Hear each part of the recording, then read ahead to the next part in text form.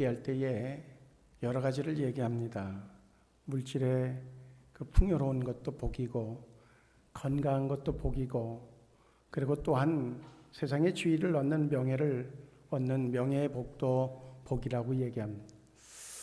그런데 최고의 복이라고 하면 가정이 평안한 게 진정한 복인 줄로 믿습니다.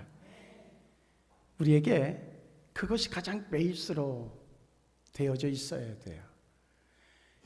다 다른 것들을 얻었는데 그 가정의 평안한 것이 깨지면 과연 그것을 복이라고 얘기할 수 있을까 하는 거죠. 그런 의미로 우리 옆에 분들하고 인사합니다. 우리 가정의 평안의 복을 얻읍시다. 가정의 평안한 복을 얻읍시다. 할렐루야. 그 복이 주님으로부터 우리에게 임할 줄로 믿습니다. 가정 평안의 복이 최고의 복이에요. 그리고 그 위에 하나님의 약속의 복들이 있어요. 약속하신 복. 너희가 이렇게 하면 이 복을 주고 이렇게 하면 이 복을 주고, 그것들이 우리가 그렇게 찾아 헤매는 것들이거든요. 그게 물질, 또 건강, 또 명예, 뭐 그런 복들은 너희가 이렇게 하면 그걸 주고 이렇게 하면 그걸 주고 그렇게 약속되어져 있단 말이죠. 그래서 오늘 이 시간에 우리에게 가정 평안의 복에 대한 말씀을 한 달 동안 우리가 했고, 복 위에 복이 임하는 그러한 은혜가 오늘 이 예배를 통해서 임할 수 있기를 주의 이름으로 축복합니다. 우리 옆에 분들하고 다시 한번 인사합니다. 복 위에 복을 받읍시다. 근데 그 복 위에 복은 어떨 때 하나님이 주셔야 되는데, 하나님이 그 복을 받을 수 있는 공식들을 제시해 놓으셨어요. 그래서 그 공식에 합당한 무슨 그 수학이든지 물리라든지 이런 것들을 풀 때에 뭐 문구는 여러 가지는 알 수 있지만, 그러나 그것을 풀 수 있는 방법은 공식에 대비를 하면, 그러면 복잡한 건데 쉽게 풀어져 나가요. 마찬가지로 우리에게도 역시 삶의 여러 가지 문제들 아주 뭐 얽히고 설킨 것 같은데, 그런 것들이 풀어져 나가는 것도 그렇고, 또한 그것을 통해서 와지는 혜택도 결국은 공식이 있다는 거죠. 그것을 가지고 믿음의 공식이라고 얘기할 수 있는데, 성경은 우리에게 그 믿음의 공식들을 제시해 주고 있어요.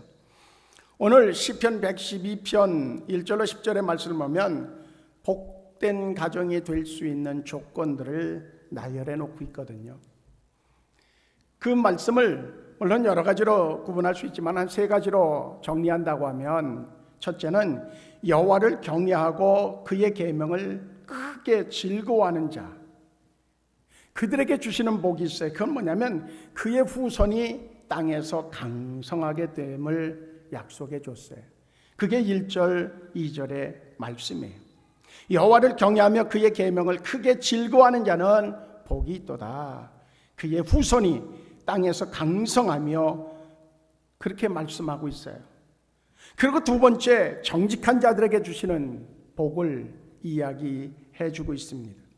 그 2절 중반절로부터 오면 후반절까지 3절까지 정직한 자들의 후손에게 복이 있으리로다. 어떤 복인가 하면 부와 재물이 그의 집에 있으며 그의 공의가 영원히 서 있으리로다. 그리 말씀하고, 그리고 정직한 자들에게 또 이어져서 주시는 복이 흑암 중에 빛이 일어나나니 그는 자비롭고 긍휼이 많으며 의로운 이로다. 그리 말씀해요.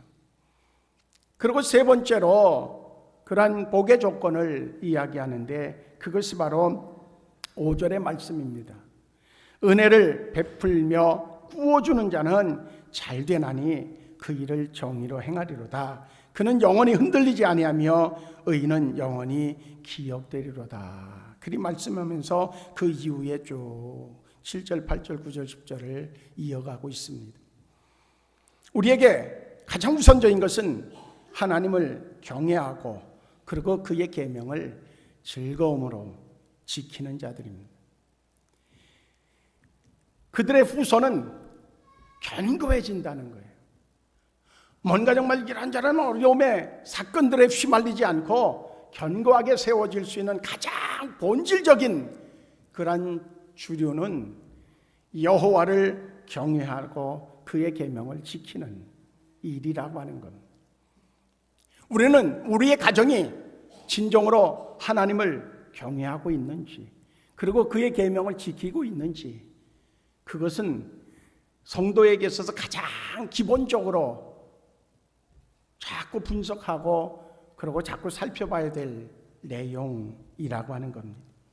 그러면서 우리는 정말로 정직한, 매사에 정직한, 하나님 앞에 부끄럽지 않은, 그리고 사람들 앞에서 진정으로 권모술수로 그들의 순간적인 그러한 그 눈가림을 하는 데에 우리가 뭔가 빠져 있지는 않는가, 그런 생각들을 가지면서 정직하게 행하려고 해야 됩니다. 그럴 때에 우리가 얻기 원하는 부와 재물이 그 집에 영구히 서 있을 것이라고 말씀해 주고 있어요. 근데 우리는 그런 생각을 해요. 정직한 사람들이 과연 잘 살 수 있을까? 어떻게 보면 아주 권모술수행등하고, 그리고 남을 아주 잘 속이고 감쪽같이 속여내는 사람들이 오히려 많은 부를 취하는 것 같은 그러한 판단을 할 때가 많이 있어요. 그래서 우리도 좀 부정직하더라도 좀 부를 좀 챙기면 좋겠다, 그런 생각을 갖게 되어질 때가 있다는 거죠. 그런데 성경은 명확하게 이야기하고 있어요. 정직한 자에게 부와 재물이 그 집에 있다는 것. 무엇을 믿으면 이 말씀을 지킬 수 있는가 하면, 복은 하나님이 주신다고 하는 대원칙에 동의하면 하나님이 주시는 말씀, 그 부를, 재물을 얻을 수 있는 그러한 말씀을 지킬 수 있어요.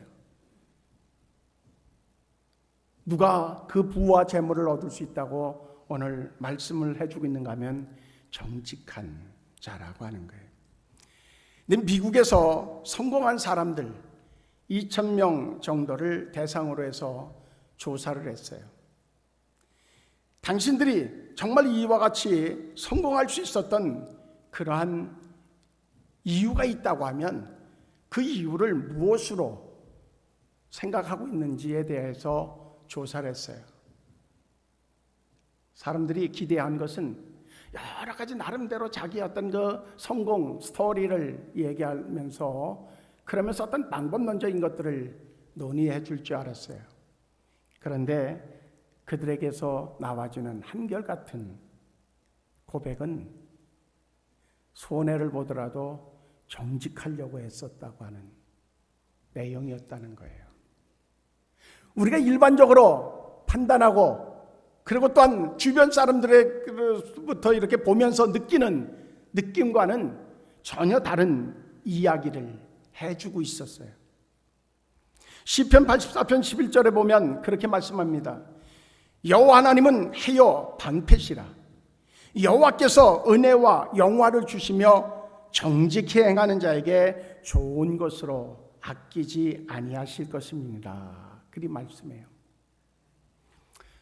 미국의 컬럼비아 대학 경영대학원에서 세계 1,500명의 최고 경영자들을 대상으로 해서 21세기형 최고 경영자에게 가장 필요한 그러한 자질을 꼽아라, 그렇게 설문을 조사했어요. 거기에서도 역시 88%가 윤리성이에요. 다른 연구기관에서도 역시 그런 비슷한 그런 조사들을, 설문조사를 했는데 85%가 리더자들의 정직성과 윤리성을 꼽고 있어요. 미국의 기관에서 미국의 역대 대통령들을 연구해 봤어요. 역사학자들 719명이 동일하게 미국의 역대 대통령들에 대한 연구를 하고, 그리고 그것에 대한 대통령들에 대한 평가 보고서를 냈어요. 그 내용을 살펴보니까 일괄적으로 이야기하는 그런 동일한 내용들이 있었다는 거죠. 그건 뭔가 하면 초대 대통령이었었던 조지 워싱턴 대통령에 대한 이야기로부터 클린턴 대통령에 이르기까지 41명을 다 조사했는데 그 중에 1위가 누구인가 하면 아브라함 링컨이었었다는 거예요. 꼴찌를 받았던 사람이 29대 대통령이었던 워런 하딩이라고 하는 생소한 이름의 대통령이었어요. 그런데 링컨 대통령이 그렇게 인정받을 수 있었던 이유는 뭔가 하면 도덕성, 정직성이었다고 하는 그러한 결과였어요. 그가 20살 때에 어느 그 상점에서 점원으로 일을 했던 일화를 누가 이렇게 찾아내서 그 일화를 제시를 했어요. 그 일화는 그런 내용이에요. 그 상점에서 점원으로 일하다가 어느 날 물건을 팔고 나중에 다 계산을 마치는데 3센트, 아주 적은 돈이죠. 그게 남아있는 거예요. 이게 어디에서 남아있는지 다시 몇 번을 따져봐도 잘 찾아지질 않는 거예요. 결국은 한참을 하다가 찾아냈어요. 그게 뭔가 하면 $8 3센트를 내고 물건을 사간 어떤 부인이 있었는데 그 사람에게서 이제 3센트가 뭔가 더 줬어야 되는데 그걸 주지 않은 그런 액수가 남아있는 것이었어요. 그는 그 3센트를 가지고 그 여인이 그거 뭐 수많은 사람들이 왔다 갔는데 그거 어떻게 찾기가 쉽지 않았을 거예요. 근데 결국은 자꾸 찾아가지고 어떻게든 찾아가지고 그 부인에게 찾아가서 정식적으로 사과를 하고 그리고 그 3센트를 돌려줬다는 거예요.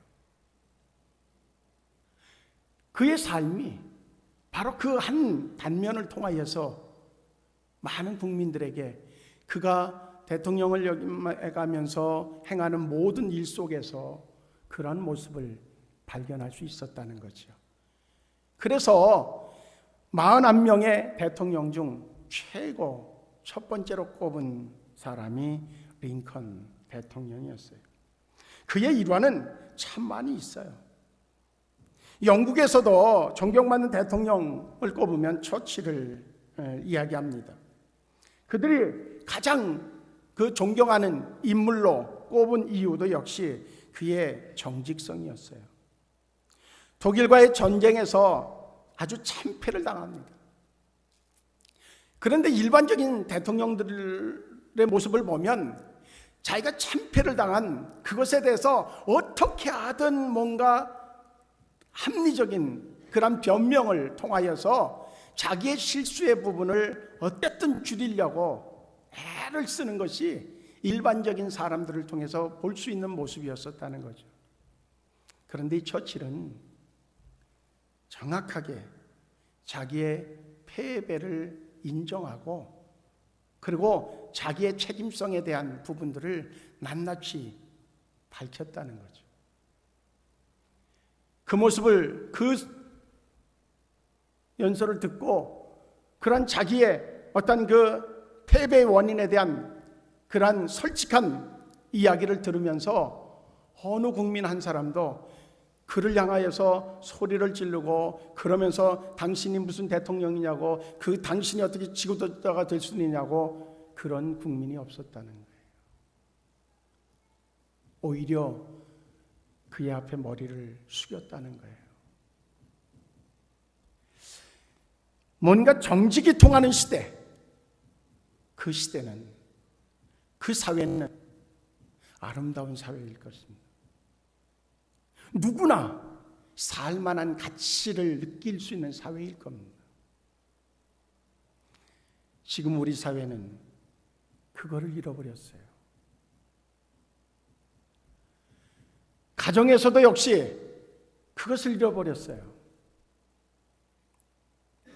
어찌 보면 우리 사회는 이전부터 있었던 어떤 그 권위주의, 가장의 권위주의적 사고가 사회에서도 역시 그것이 묻어 있어서 아직 잔존해 있어서 그 권위를 뭔가 정말로 가리워가면서까지도 자기의 존재감을 드러내는 것으로 착각하는 그 착각이 이 사회에 가장 병폐를 만들어내고 있는 근본적 숨어있는 정신사고인지도 몰라요. 그러나 이제 이 사회는 뭔가 숨기려고 해서 숨겨질 수 있는 사회가 이미 아니에요. 왜요? 저는요, 지난주에 남동구 기독교연합회에서 수련회를 가가지고 갔는데 어느 그 정원을 갔어요. 갔는데 꽃을 제가 잘 모르잖아요. 저는 꽃 이름을 몰라요. 안다고 그러면 장미, 국화, 뭐 튤립 정도 뭐 그래요. 그런데 희한한 꽃이 있어요. 근데 어느 목사님이 금방 이건 무슨 꽃이래? 어떻게 그렇게 잘하냐고 그랬더니 목사님 이거 말고 다른 거 가르쳐 드릴까요? 어떻게 알아 도대체? 그랬더니요, 네이버, 그 핸드폰 네이버로다 해가지고 뭐 하나 이렇게 화면에 뜨는 것도 누르니까 턱 눌러가지고선 누르니까 바로 그 꽃 이름이 탁 뜨더라고.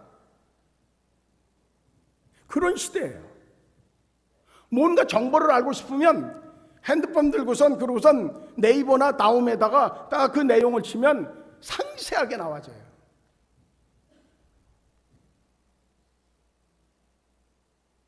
요즘 혼자서 숨어서 뭐 했는데 누가 알까? 아니에요. 어딘가에 CCTV가 딱 설치되어 있어서 금방 알아차려요. 가리워서까지라도 자기의 권위를 뭔가 드러내려고 하는 그런 시대는 이제 시대적 감각에서 무딘 사람들이 선택하는 방법이에요. 언제 드러나도 다 드러날 수밖에 없고, 요즘에는 언제 드러나도가 아니라 즉각적으로 드러날 수밖에 없는 시대에 우리는 다 살고 있어요.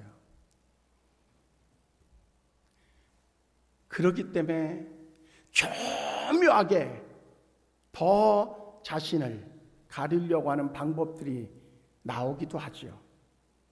그래서 이 시대에 정말 필요한 것은 정직이에요. 모르면 모르는 것으로 이야기해도 돼요. 그게 크게 흠잡힐 일은 아니에요. 잘못했으면 잘못했다고 얘기할 필요가 있어요. 왜? 우리는 하나님이 아니기 때문에 그래요. 잘못했다는 게 잘못이 아니라 잘못했다고 하는 사실을 인식하면서도 불구하고 끊임없이 그것을 주장하면 그것은 잘못이에요. 그것은 죄예요. 가정에서도 그러한 모습들이 우리에게 아주 중요한 의미를 가지고 있다고 하는 사실을 인정해야 될 거예요. 어느 나라를 막론하고 이제 가장 정직한 이가 가장 좋은 평가를 받고 있다고 하는 사실을 각 나라마다 다 존경받는 인물을 꼽을 때에 그 존경받는 이유를 이야기하면 첫 번째가 정직성이라고 하는 사실을 우리는 지나쳐서는 안 돼요. 어느 음식점이 유명한데 그것이 유지되어진다. 왜 유지되어져요?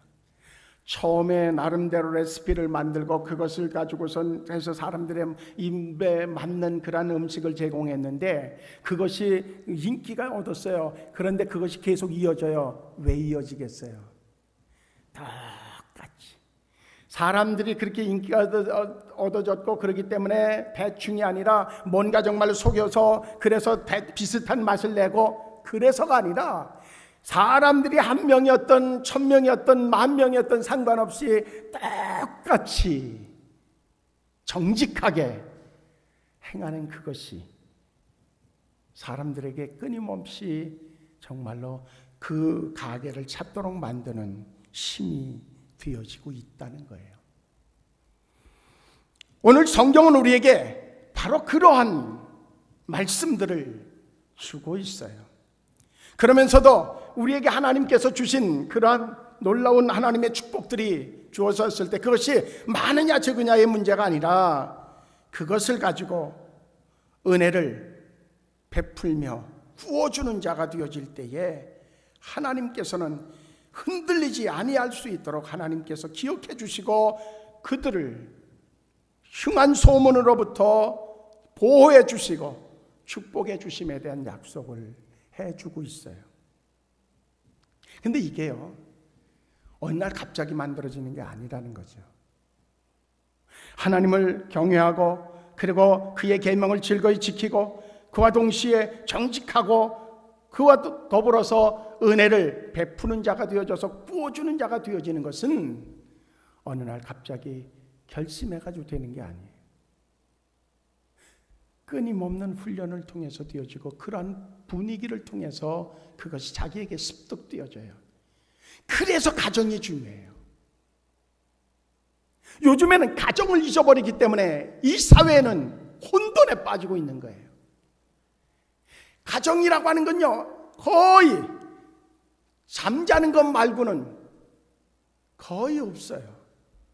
요즘 아이들도요, 그냥 태어나면서 거의 바로 다른 사람들에게 맡겨줘요.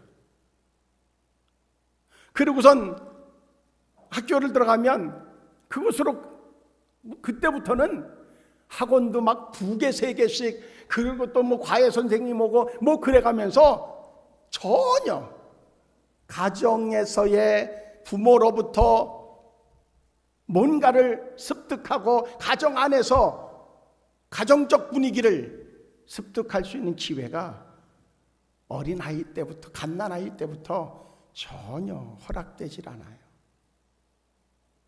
그러니 어디에서 배운 게 어린이집에서, 어디서 배운 게 학교에서, 어디서 배운 게 학원에서, 또 자기에게 뭔가 지식을 전달해 들어오는 그런 과외 선생님에게로부터 배우는 게 전부예요.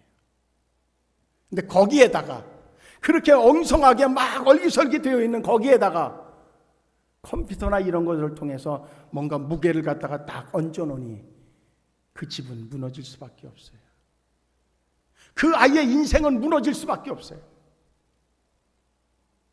가정에서 뭔가 견고하게 훈련되어진 아이는 세상 풍파가 아무리 거세다고 할지라도 능히 헤쳐나가고 결국은 하나님의 축복을 이뤄내는 주인공이 될 수 있어요. 오늘 본문의 제목을 제가 그렇게 붙였습니다. 복된 가정 만들기 프로젝트라고 붙였어요. 그러면 어떻게 그 복된 가정을 만드는 프로젝트를 만들어갈 수 있을까? 오늘 본문의 말씀에서는 이미 했죠. 3가지의 어떤 전제권들을 얘기했어요. 그런데 한 가정의 모델적인 한 가정을 소개하면서 오늘 말씀을 마치려고 해요. 어떤 주변의 사람들이 아니라 성경에 나와진 가정입니다. 사도행전 10장에 보면 어느 가정이 나오는가 하면 고넬료의 가정이 기록되어져 있습니다. 하나님의 축복을 받았던 이방인이었으나 그러나 그의 신앙의 모델적인 모습이 그의 가정 전체를 그저 정말로 신앙의 가정으로 만들었고 그 결과로 하나님이 그들을 축복하셨던 이방인의 가정이었으나 하나님이 기억해 주시고 그리고 그의 이름이 계속적으로 이어져 나갈 수 있도록 축복하신 그러한 근본적 이유, 그리고 또한 모델적인 가정으로서의 고넬료의 가정, 우리가 틀림없이 배워 범직하다는 겁니다. 이제 정말로 우리 가정을 복 있는 가정으로 만들기를 원한다고 하면 이 고넬료의 가정을 통하여서 몇 가지를 우리가 습득할 필요가 있습니다. 첫째는 신앙의 리더가 있고 온 가족이 그를 따르는 가정. 그 가정은 복된 가정이 될 수 있습니다. 어느 가정이든 간에 가능하다고 하면 아버지가 신앙의 리더가 되어지면 더할 나위 없이 좋아요. 근데 요즘 가정에서의 아버지들이 그런 어떤 가장이라고 하는 그런 위치보다는 그저 돈 벌는 데만, 돈 벌러 다니는 데만 정신이 없는 부모들이, 아버지가 되어져 있어요. 그러면 어머니라도 뭔가 그런 역할을 해야 되는데, 어머니들도 요즘엔 다 돈 벌러 다니는데 정신이 하나도 없어요. 그러면서 기현상이 있어요. 어젠 신방을 마치고요, 그리고선 저녁에 신방을 했기 때문에 명태사랑이라고 하는 음식점에 가서 식사를 했어요. 식사를 안 오는데 바로 앞에 자리에 남자분 2분, 여자분 2분이 앉아서 식사를 해요. 아, 부부끼리 와서 식사를 하는구나. 근데 자꾸 듣다 보니까, 들으려고 들은 게 아니라 소리가 들어와서 들었어요. 근데 나중에 결론은 부부가 아니더라고. 근데 술을 마시고, 그러니까 뭐 노래방 가자 그랬는데 어느 한 여자분은 안 간다고 그러고, 뭐 그러면서 서로 실갱이를 해요. 그때 시간이 8시 반인가요? 뭐 그 정도 된 것 같아요.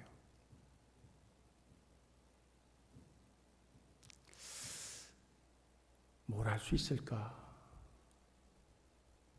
그러고 나서 보니까요, 그 앞에 앉은 남자 여자분들 술 마시고 이렇게 있는데 그분들도 부부가 아닌 것 같은 느낌이 있어.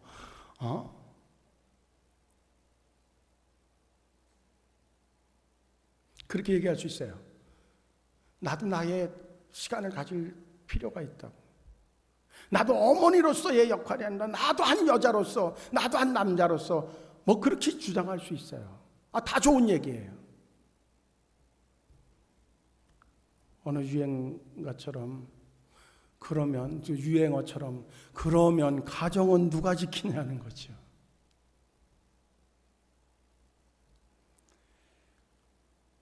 요즘엔 동창회 모임들도 많아요. 요즘엔 산악회 모임들도 너무 많아요. 요즘엔 이런저런 모임들이 참 많아요. 사이클 모임도 많아요.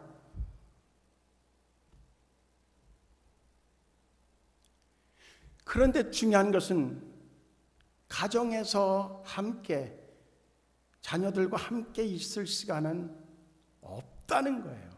그런 데서 들어지는 시간들은 여전히 비워져 있는데 가정에서의 시간은 전혀 없는 거예요. 그런데 그 가정을 통해서 뭐를 소망할 수 있겠어요? 신앙의 리더자가 있고 온 가족이 그를 따르는 가정, 그 가정은 복된 가정입니다.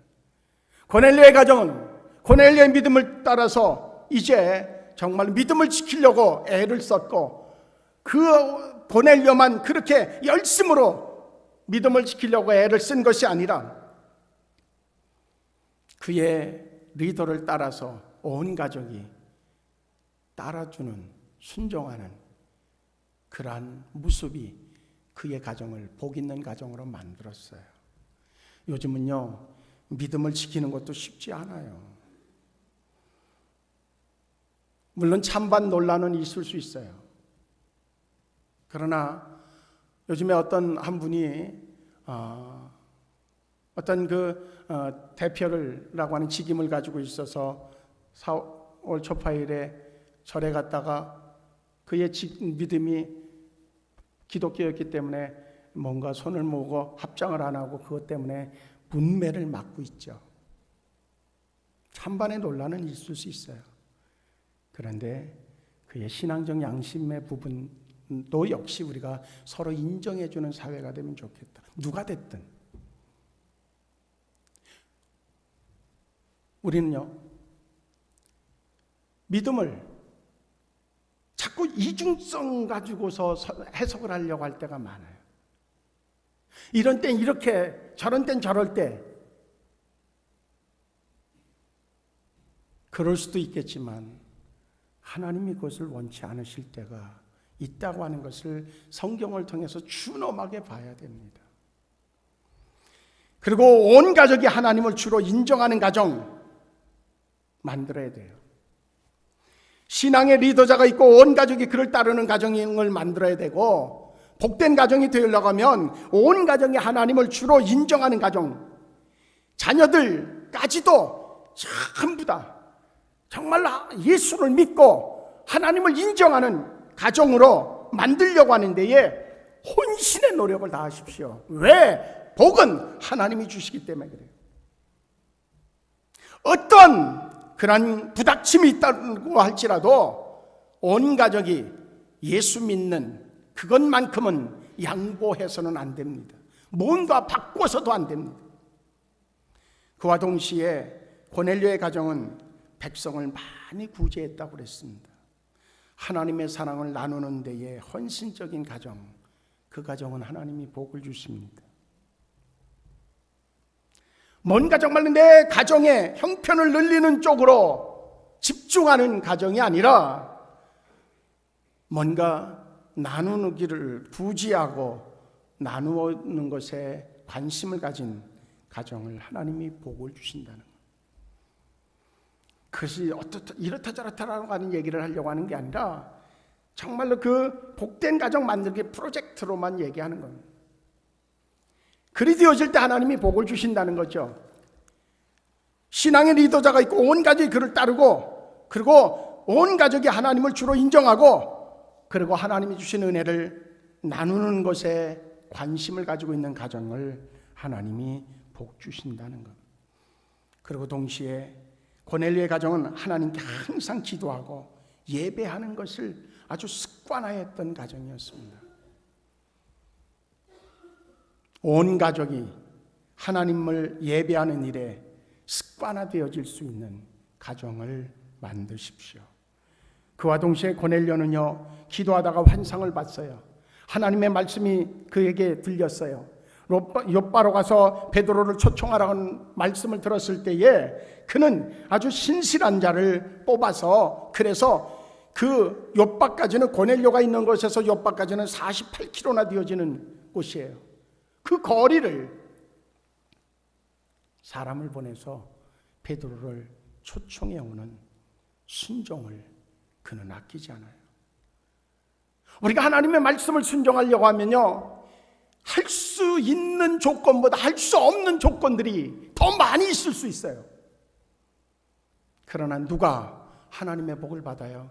그러한 여러 가지 어려움의 조건들이 있어도 순종하는 자, 그가 복을 받고 그 가정이 복을 받는다는 겁니다. 마지막으로 고넬료는요, 베드로를 초청하고 그는요, 그 친척까지 다 불러 모으고 친구들까지도 다 불러 모아서, 그래서 거기에서 베드로에게 말씀을, 하나님이 주시고자 하는 말씀을 전해달라고, 그리고 다 베드로를 바라봐요. 언제든지 그 가정이 말씀을 듣는 가정교회로 세워갈 수 있을 만큼 모든 방향성이 그쪽으로 주어져 있는 가정, 그 가정을 만들면 하나님이 복을 주신다는 거예요. 이제 우리 모든 가정들이 정말 하나님의 복을 받는 가정으로 만드는 데에 이 프로젝트를 정말 고넬료의 가정을 통해서 뭔가 방향성을 정하고, 그리고 그것을 실천해서 모든 가정에 하나님의 복을 누리기를 주의 이름으로 축복합니다. 주께서 반드시 약속하신 것을 지켜주실 줄로 믿습니다. 우리 옆에 분들하고 인사해요. 복된 가정을 만듭시다. 하나님의 복을 받는 가정을 만듭시다. 할렐루야. 기도하시겠습니다. 좋으신 하나님,